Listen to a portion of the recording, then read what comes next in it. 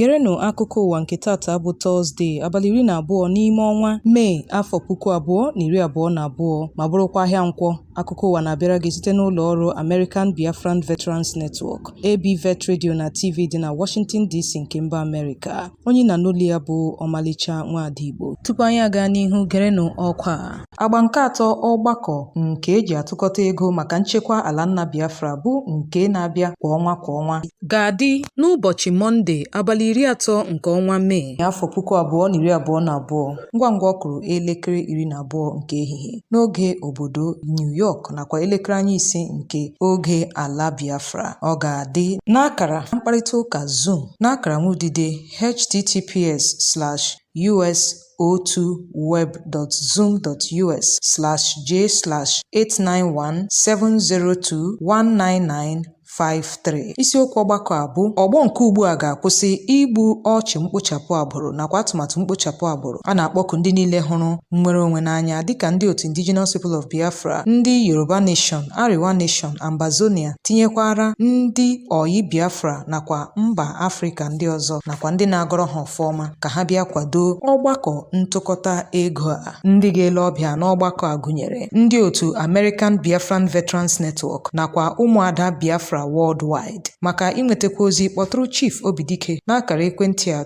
202-250-0001 maọbụkwanụ Nwaada Ndidi Amaka n'akara 904-525-1282 maọbụkwanụ ndị ọzọ dịka Nwaada Rosemary Williams n'akara ekwentị 619-381-8579. Burukwa n'obi na ọgbakọ ntụkọta ego a bụ nke eji atụkọta nde $15 maka nchekwa ala nna. A na-arịọkwa onye Biafra ọbụla ịtụnye naanị opekampe $10 kwa ọnwa iji wee nye aka na nchekwa ala nna. Ọgbakọ ntụkọta ego a ga na-adị kwa ụbọchị Satọde ikpeazụ n'ime ọnwa ọbụla. Ya mere eji ohere a na-akpọkọ ọhaneze sio ka ha jụkwa ịnabata oku ndị omekome na-akpọ maka ntụkọta ego n'ụdịdị otu a, wezugakwa nke a ga-abịara gị kwa ụbọchị Satọde n'ime ọnwa ọbụla. A na-ele anya na ị ga-akwado ya bụ ọgbakọ. Chezie ntị ka ị nụrụ akụkọ ndị a n'uju ya. Ndị ntọ mmadụ atọhapụla Reverend Fada Alphonsus Ebo bụ onye ụkọchukwu nke ụlọ ụka Katọlik bụ nke a tọrọ na steeti Akwa Ibom n'ụbọchị Sọnde gara aga dịka ọ gasịrị abalị 4 ọ nọrọ n'agbụ ndị ntọ mmadụ. Reverend Fada Ebo ka a tọrọ n'elekere anya 7 nke abalị n'abalị 8 nke ọnwa Mee afọ 2022 n'obi ụka parish nke St. Pius dị na Ikorabasi Akpa bụ nke dị n'ọchịchị kansụl Mkpa Enim na steeti Akwa Ibom. Cletus Okodi bụ onye isi otu parish council bụ onye kwupụtara nke a dịka ọ sịrị na ndị ntọ mmadụ atọhapụrụ ụkọchukwu a dịka a kwụsịrị ego mgbapụta n'isi ya. Ndị ọkpa ịgba nọrọ na mbụ kpọọ oku ka a kwụọ ha $100 tupu ha tọhapụ ya. Ka o siladị, Maazị Okodi gwara ndị nta akụkọ sio na ha kwụrụ ego nke eji wee gbapụta ya mana ọ kpọghị aha kpọmkwem ego ole nke ha ji wee gbapụta onye ụkọchukwu a. Ụlọụka Catholic Diocese n'Uyo nọrọ na mbụ kpọọ oku ka ndị otu ụka ahụ kpee ekpere maka nnapụta ụkọchukwu a tọrọ Reverend Fada Ebo dịka ọ gasịrị abalị ole na ole. Ha tọrọ otu onye ụkọchukwu n'ụlọ ụka ọgbara ọhụrụ bụ John Okriko bụkwa onye emesịrị tọhapụ dịka a kwụsịrị ego mgbapụta n'isi ya. O dochabeghị anya ma ọ bụ otu ndị a tọrọ Okriko tọkwara Ebo ebe ọ bụ na ụlọ ụka ha abụọ dịketere nso, mana ọnụ na-ekwuchitere ndị uwe ojii na steeti ahụ bụ Ọdịkọ Macdon ajụla itinye ọnụ n'okwu a. Joseph Bako bụ onye ụkọchukwu nke ụlọụka Katọlik na steeti Kaduna alaala mmụọ na-agbụ ndị ekperima bụ ndị tọrọ ya kemgbe ọnwa 2 gara aga. Ndị ekperima tọrọ Fada Bako n'abalị 8 nke ọnwa Maachị n'obi ya nke dị na St. John's Catholic Church n'ime obodo Kudenda dị n'ọchịchị kansụl Chikum na steeti Kaduna. Onye Chancellor nke ụlọụka Catholic Archdiocese na steeti Kaduna bụ Reverend Fada Christian Okewu Emmanuel kwupụtara ọnwụ nwoke a nye ndị nta akụkọ. Reverend Fada Okewu sịrị na Fada Bako dara n'ute ọrịa tupu ndị ekperima atọrọ ya kemgbe izuụka 8 gara aga, mana ndị ntọ mmadụ a enyeghị ya nleta ahụike dị mma. Onye Archbishop nke ụka Katọlik na steeti Kaduna bụ Most Reverend Matthew Ndagoso kwupụtara ọnwụ nwoke a ma kasịkwa ezinụlọ onye ụkọchukwu ahụ obi. Ọ kasịkwara ndị otu ụka St. John Kudenda obi ma nyekwa ha mmasị obi ike si na ya ga na-echeta ha n'ekpere mgbe niile. Reverend Fada Joseph Bako bụ onye lara mmụọ n'agbata abalị 18 ruo abalị 20 nke ọnwa Eprel dịka ụlọ ụka ahụ si kwupụta. Ọ gbara 48. Opekampe mmadụ 4 alaala mmụọ na mgbe ndị ọkpa egbe wakporo ime obodo Ayilanọ dị n'ọchịchị kansụl Logo na steeti Benue. Ndị bi n'ime obodo ahụ gwara onye nta akụkọ anyị sio na njinji a jiri n'abalị Tuesday mgbe ha nọ n'ụra. Ọ sịrị na ndị ọkpa egbe azọchiri n'ime obodo ahụ ma banyekwa n'ime ụlọ obibi ndị mmadụ wee gbagbuo ha, merụkwa ọtụtụ ndị mmadụ ahụ. Otu onye ndu obodo bụ onye na-achọghị ka akpọọ ya ha gụpụtara aha ndị egburu egbu bụ ndị gụnyere Yachia Hangua, tinyekwara Albako Kpebiele, Mtonga Akpi nakwa David Akuve. Otu nwafọ ime obodo ọzọ bụ onye na-achọghị ka akpọọ ya ha bụ Paul Akasi sịrị na ndị ekperima zọchiri n'igwe ma gbakwa ịgba aghara aghara bụ nke tinyere obodo ahụ na nnukwu ọgba aghara ebe onye ọbụla agbapụtara n'ama wee tinye isi n'ọhịa bụkwa nke ha nọrọ dịka egbe tụrụ ọtụtụ n'ime ha. Ka ọ dị ugbu a, ọnụ na-ekwuchitere ndị uwe ojii bụ SP Catherine Anene azabeghị oku akpọrọ ya n'oge ewebatara ozi ya. Opekampe mmadụ 3 alaala mmụọ dịka ndị ọzọ nwetara mmerụ ahụ n'otu ogbunigwe nke gbara n'ime obodo Kaba dị na Kogi n'abalị ụnyaahụ bụ Wednesday. Ndị si na mpaghara ahụ bụ ndị gwara onye nta akụkọ anyị okwu si na ebelebe agburu n'akụkụ ụlọ ebe a na-aṅụ mmanya nke dị na njikọ okporo ụzọ Lewu Junction nke dị na Kaba. Ha sịrị na ebelebe agburu mgbe o jiri 45 gafee elekere 9 nke uhuruchi mgbe ndị mmadụ nọrọ na-ekpori mgbe n'obi ebe ha na-aṅụ mmanya. Otu onye bụ onye na-achọghị ka akpọọ ya ha sịrị na ya nụrụ ụda ihe dara ka egbe eluigwe ma ya hụkwara ka ebupụtara mmadụ 3 bụ ndị eburu gawa n'ụlọ ọgwụ St. John's General Hospital dị na Kaba. Otu onye ọgba tumtum bụ onye a maara dịka Dele sịrị na ogbunigwe ahụ gbagburu mmadụ 3 ma merụkwa imirikiti ime ndị ọzọ ahụ. Ka o sila dị, onye kọmishọna ndị uwe ojii na steeti Kogi bụ Maazị Edward Ebuka gwara ndị nta akụkọ sio na ozi ya nwetara kọwara sio na ọ bụ nnọọ mmanụ gaasị gbawara ihe ahụ ma ọ bụghị ogbunigwe. Ebuka sịrị na ndị uwe ojii azọchiela n'ogbe ahụ ịmata ka mmiri si banye n'opi ụgbọgọrọ dịka o kwere nkwa inyekwu nkọwa ma emesịa. Igbo ndị nwe mmadụ, chete nke ọma na akụkọ a na-abịara gị site n'ụlọ ọrụ American Biafran Veterans Network ABVet Radio na TV dị na Washington DC nke mba Amerịka. Ịbụ onye rụrụ ọrụ n'otu ndị agha ka ịbụ onye na-arụ ọrụ na mba Amerịka nakwa na mba ndị ọzọ gbaa gburugburu dịka onye agha, ABVet na-akpọ gị ka ị bịa sonyere otu ahụ. Naanị nyopuo ha n'akara nwaudide ha www.abvet.org maọbụ na WhatsApp 202-250-0001. Onye na n'olu ya bụ Omalicha Nwada Igbo. Chezie ntị ka ị nụrụ akụkọ ndị fọdụrụnụ.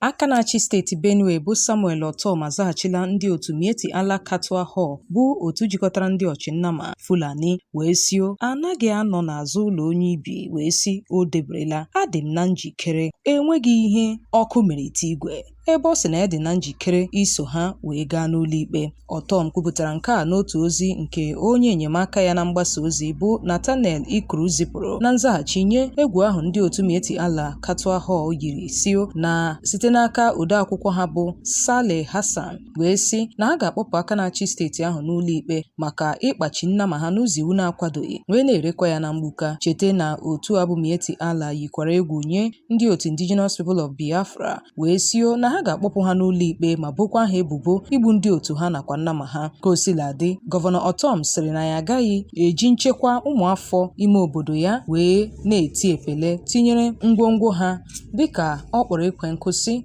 na amachibidola ịchị nnama akpagharị na steeti ahụ ma o nwekwaghị mgbagha ọbụla. Ọ sịrị na iwu a machibidoro ịchị nnama akpagharị na steeti ahụ malitere diwa ire n'afọ 2017 ma otu ọbụla metọrọ ya ga-anatarịrị ntaramahụhụ ha n'okpuru iwu. Ọ sịrị na ya akpọọla isi chere mkpọrọ ebe ya dịkwa na njikere izute ndị otu Mieti Ala n'ụlọ ikpe dịka ọ sịrị na onye ọbụla nwere ike ịtụ mgbere na steeti ya wezugakwa onye metọrọ iwu.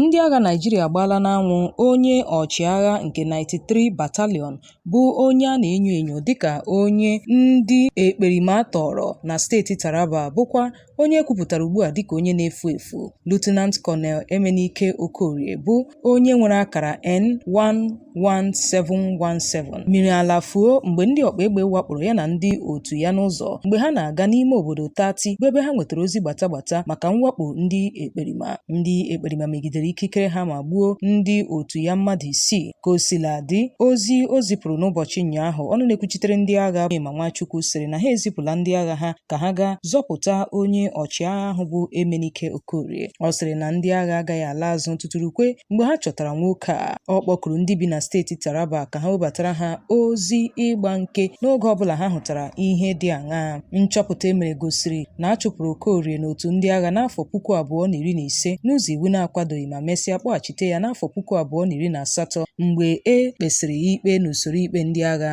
Eboro ya ebubo ịgba ọnyụpa nakwa ịla azụ n'ihu agha n'oge ha na ndị otu Boko Haram kwarịtara ngụ, bụkwana ihe kpatara ndị otu ahụ na-eyi ndụ egwu ji wee weghara ogbe ndị agha dị na Baga na steeti Borno. N'oge ahụ ka Okorie bụrụ onye ji ọkwa mejọ. N'otu ihe ndapụta ọzọ, opekampe mmadụ 40 alaala mmụọ n'ime obodo Tati dị n'ọchịchị kansụl Takum na steeti Taraba n'ụbọchị Tuzdee. Ndị a egburu egbu gụnyere ndị agha nke 93 Battalion bụkwa nke ndị ekperima gburu mmadụ 6 n'ime ha, ebe onye ọchịagha ha bụ Lieutenant Colonel Emenike Okorie na-efu efu. Nke a bịara dịka ogbunigwe gbara n'ụbọchị Tuzdee n'isi ụlọ ọrụ ndị agha 6 Brigade dị na Jalingo. Ka o sila dị, ndị otu Boko Haram na ISWAP gburu otu onye ọchịagha ha bụ Abdul Sadiq bụ onye a maara dịka Bubu n'ihi na ọ na-ama mma inyefe onwe ya n'aka ndị agha. Ha wakporo ya mgbe o jiri ọkara gafee elekere 6 nke ụtụtụ n'ime obodo Tati n'isi ụtụtụ Tuzdee, bụ oge ahụ ha wakporo ndị obodo ahụ bụ ndị ejiri ọrụ ubi wee mara. Onye omeiwu na-anọchite anya mpaghara ahụ na steeti Taraba bụ Usman Danjuma n'ụlọ nzukọ nnọchiteanya sịrị na nke a mere nnọọ n'ụbọchị Tuzdee. Ọ sịrị na ndị ekperima wakporo ime obodo Tati bụkwa nke ndị ọrụ ubi mejupụtara ma sụnye ya ọkụ, ma mgbe ndị obodo ahụ kpọkuru ndị agha, ndị ekperima gakwara n'ihu wakpo ndị agha nke 93 Battalion n'okporo ámá, gbuo ndị agha 6 tinyekwara ndị uwe ojii, ma gakwa n'ihu tọrọ onye ọchịagha ha. Ka ọ dị ugbu a, onye ọchịagha bụ Lieutenant Colonel Emenike Okorie ka na-efu efu ebe e chere na ndị ekperima ji eji. Ọ kpọrọ oku ka agbatara ndị bi na ọchịchị kansụl Takum ọsọ enyemaka. Danjuma sịrị na ndị ekperima na-esite na steeti Plateau na Borno na-abịa njem na steeti ahụ. Ọ sịrị na egbuola ihe ruru 42 naanị n'ime mkpụrụ ụbọchị 3. Ka o sila dị, ụlọ nzukọ nnọchiteanya agwala onye isi ndị agha bụ Lieutenant General Faruk Yahaya nakwa onye isi ndị uwe ojii bụ Usman Alkali Baba ka ha zipụ ndị ọrụ nchekwa na ọchịchị kansụl Takum na steeti Taraba iji wee zute ọnọdụ ahụ. Igbo bụ Igbo ndị ọma, sị na ọkazi anaghị eju akpa ekechie ya ọnụ. Ya mere n'ebe a ka anyị ga-achịkọta ya bụ akụkọ ụwa nke taa. Cheta nke ọma na ọ bịara gị site n'ụlọ ọrụ American Biafran Veterans Network ABVet Radio na TV dị na Washington DC nke mba Amerịka. Onye nụrụ olu ya bụ Omalicha Nwada Igbo. Ụbọchị nta ka anyị chụọ n'Owere nchi ga-emesịanụ, mana tupu anyị achịkọta ya kpamkpam, gekwa ntị ma nụrụ ọkwa. All hail Biafra! All hail Biafra! Biafrans, the die is cast, the wind is blown. Biafra land is completely surrounded by our enemies. They are now going house to house, killing our youth, women, children, men, livestock, burning houses and markets. They will reach your village if not stopped. We must defend our home, protect our mothers, our fathers, sisters, brothers, friends, and our neighbors. No mission is too complicated. We will get the job done.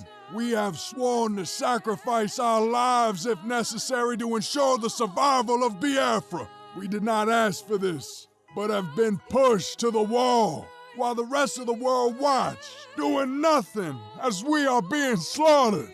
We have cried and begged enough to deaf ears. We cannot make peace with one who wants no peace, but seeking to exterminate us. The only option left is to rise and defend us by all means necessary. Nigeria government, Boko Haram, bandits and herdsmen are one and the same. U.S. government knows this fact. U.S. government has more and better intelligence apparatus than the rest of the world put together. USA government, by selling military hardware, is supporting genocide of other ethnicities and Christians by Muslim Fulani-led Nigeria terrorist government. To defend us, we need tools, and to get tools, we need support. Seeking self-defense is not a crime. We must be ready to strike when ordered to do so. From the Defense Structure Central Commander, please support Biafra Defense Fundraise Campaign. It is our duty. We, not the next generation, must get the job done. We did not ask for this, but compelled by necessity to survive. We cannot continue sitting and watching our people crushed or remain enslaved. We have been pushed to the wall. No place else to run to. Self-defense is not a crime. If Ukraine had to defend themselves, we must defend ourselves from the foreign invaders and the imposed governors. Man, we have to do this. This generation, not the next generation. We have to fight for our survival or else be exterminated. Support the Biafra Defense monthly fundraising. We are down, but not out. For the Lord is with us. We need your support now. We need your support now to be ready. We must be proactive. We need tools to defend ourselves. We need tools to defend ourselves. All hail Biafra! All hail Biafra! ABVet, American Biafran Veterans Network, Nwada Biafra Worldwide, and Biafra News Anchors approved this message. All hail Biafra!